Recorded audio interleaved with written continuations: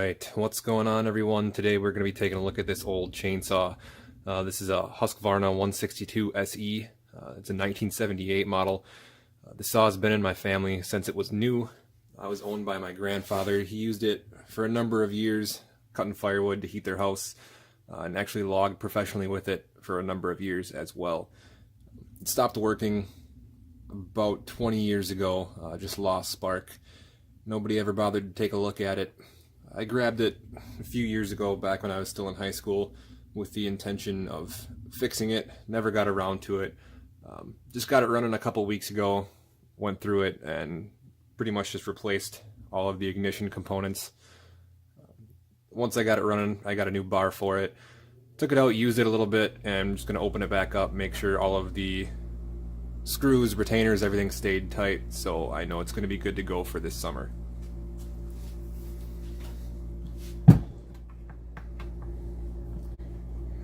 I didn't really need another chainsaw. I've got 3 other ones that work just fine, but they actually picked this one up out of my grandpa's woodshed before I had any of those other saws. And a couple weeks ago my dad got a hold of me and was wondering if I was still interested in fixing it. Otherwise he was going to throw it away, and of course couldn't let him throw it away. I just had a little bit of a sentimental attachment to it. And I figured, you know, it's still a good saw, why not try and breathe some life back into it and get some more use out of it. So I was able to find, surprisingly, I was able to find all of the ignition components on eBay. I didn't think I'd be able to find parts for it, but there's a lot of reproduction stuff out there yet for this saw.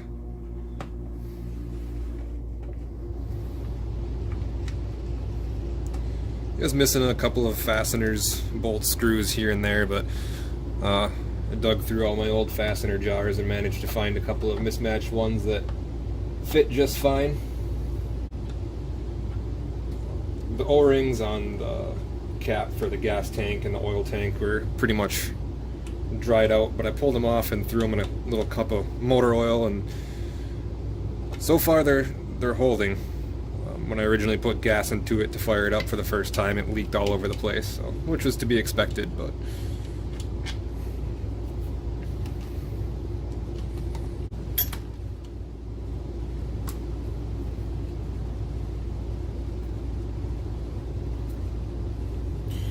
alright, let's take a closer look.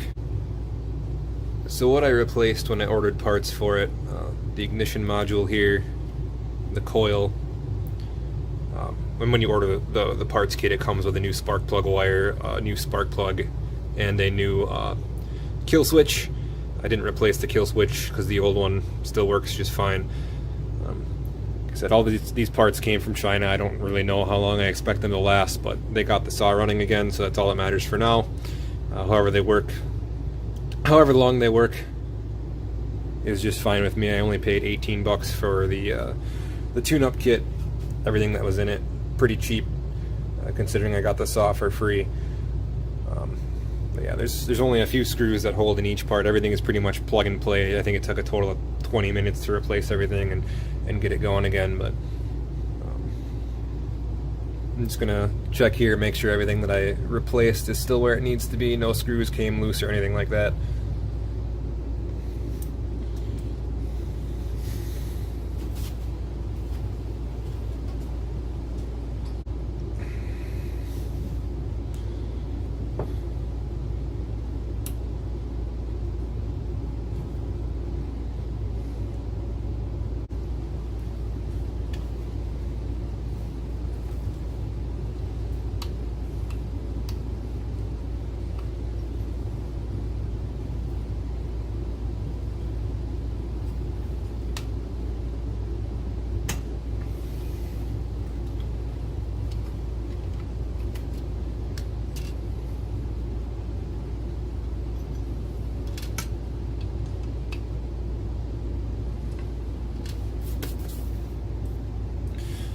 So all that really holds these parts in here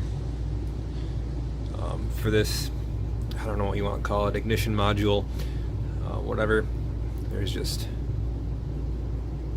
one hex head bolt there and one there.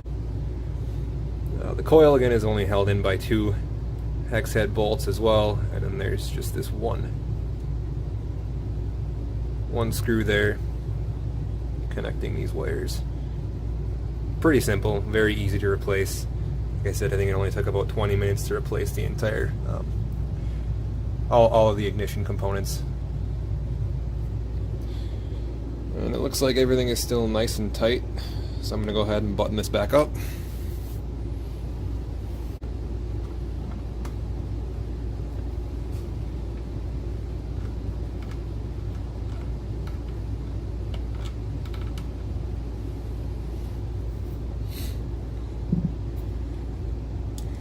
Alright, that's all taken care of.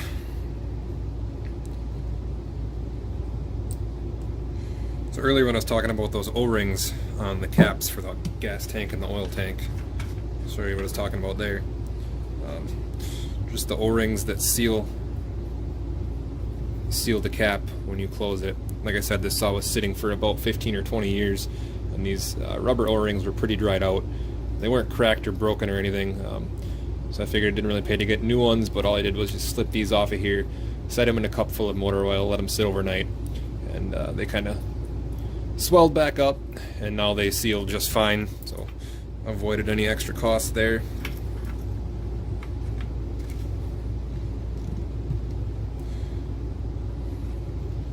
I did also go through the fuel system on this too very quickly.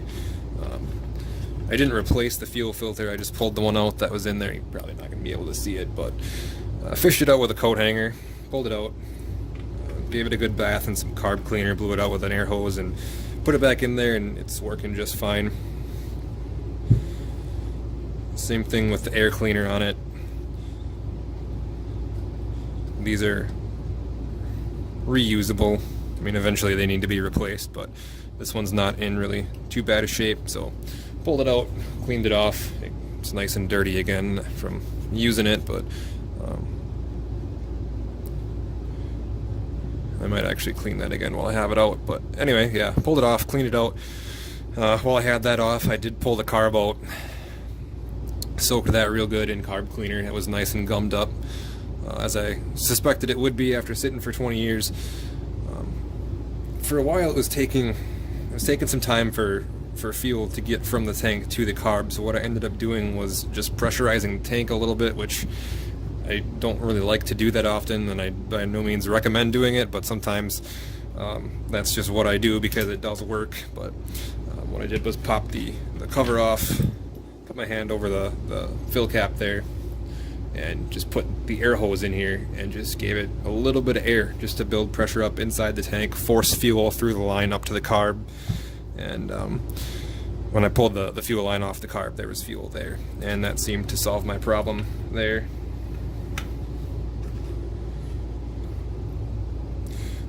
Once I had the carb cleaned, it's only held on by more hex head bolts, one right down there and then one on the opposite side right there as well. Pulled those 2 bolts out, pulled the carb out, only took the top off here. This is a pretty simple carburetor. There's a small diaphragm in there, a small rubber diaphragm. You just have to be real careful with that, not to rip it. The diaphragm was actually still in really good shape. Didn't have to replace that. Just cleaned everything out real good with an air hose and carb cleaner. Popped it back on there, checked that I had spark, which I did, and pulled it a few times, and it fired right up.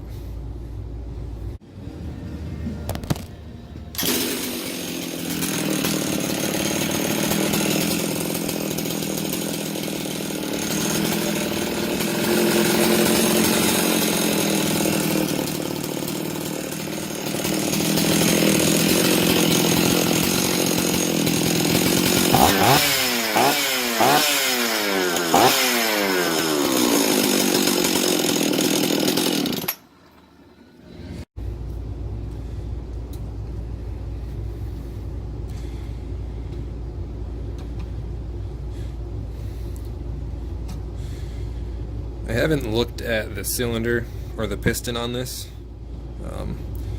Since it's running the way that it is, it runs just fine. I feel like there's really no need to, but what I might do is you can still get pistons and heads for these saws off eBay for like 50 bucks. So if I like this and it works out the way that I want it to, I might just order an extra head and cylinder just to have it sitting around.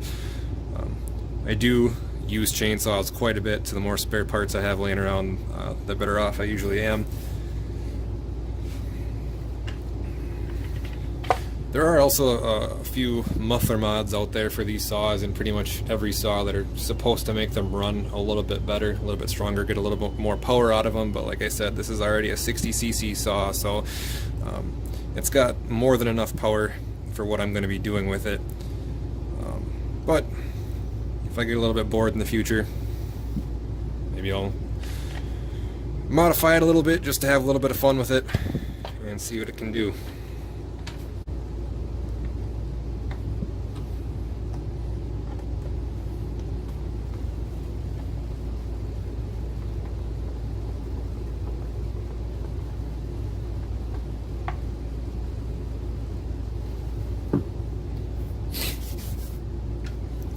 Let's have a look at the opposite side here.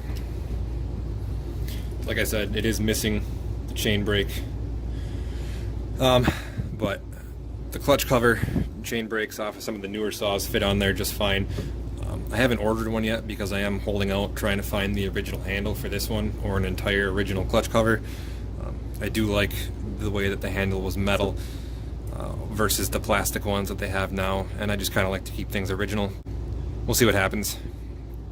I will probably just end up buying one of the newer plastic ones just to get it out in the woods and get using it. Other than that, it really doesn't need anything else. When I pulled it out of the woodshed, after sitting for however long it was, the bar was pretty much junk, so I did have to get a new bar for it. It kind of took a little bit of work to find a bar for it, honestly. I thought that some of the newer Oregons would fit on it, but I could not find an Oregon bar in a store that would fit this saw. So what I ended up doing, of course, just went to eBay, found one. I've never heard of Archer before, but this bar seems to be of the same quality of any of the Oregons that I own.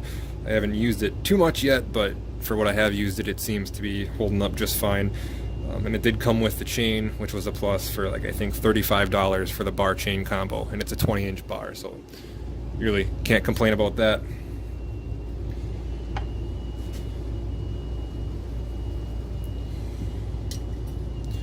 The last thing that was missing that I had to order are these chain guides, bar plates, whatever you want to call them. All these do is kind of help keep the chain in line with the bar, keep it out of the clutch cover like you see happen there. Some of the bars that I looked at, some of the bars that I have actually, the Oregon bar that's on my Echo, fits on these studs. The tensioner hole is in the right spot, the oiler holes are in the right spot, but this notch right here where the bar studs go is just not quite wide enough, because these studs are a different size at the bottom than they are at the top. They kind of flare out after the threads stop where the bar sits, and none of my other saws do that. I thought that was kind of odd, but anyway, found a bar that fit it, and again, for the price I'll probably order another one just to have it on hand.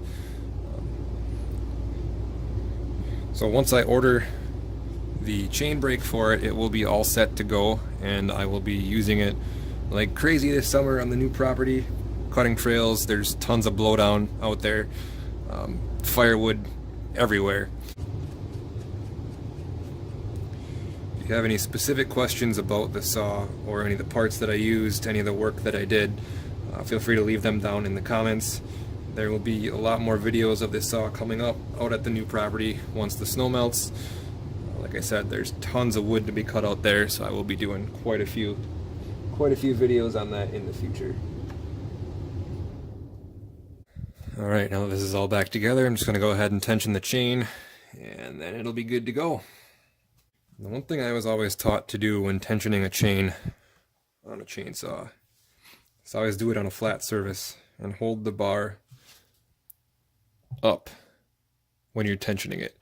You can see how the chain goes tight when the bar is relaxed. As you pick it up, you can see right there, the chain drops a little bit, loses tension. So this is the position that the bar is actually going to be in when I'm using it. So this is where I want to tension it at.